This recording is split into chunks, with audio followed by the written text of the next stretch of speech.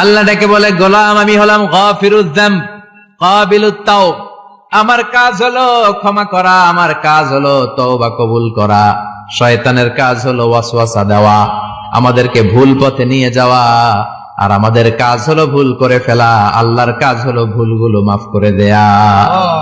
আল্লাহ ডেকে বলে, গোলাম তোরা যদি ভুল না করতি, তোরা যদি পাপ না করতি, তোরা যদি অন্যায় না করতি, তোদেরকে ধ্বংস করে দিয়ে এমন একটা জাতি আমি এই দুনিয়ার বুকে তৈরি করতাম যারা সকালবেলা ভুল করে দুপুরে মাফ চাইতো, দুপুরে ভুল করে রাত্রে মাফ চাইতো, আজকে ভুল করে আগামীকাল মাফ চাইতো। আর আমি আল্লাহ গুনাহগুলো তাদের সব ক্ষমা করে দিতাম।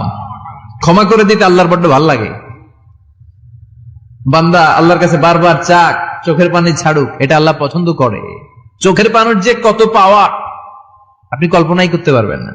অনুশোচনার চোখের পানি চোখ বেয়ে নাকের ডগা পেয়ে জমিনে পড়ার আগেই আল্লাহ এই বান্দারে মাফ করে দেয়।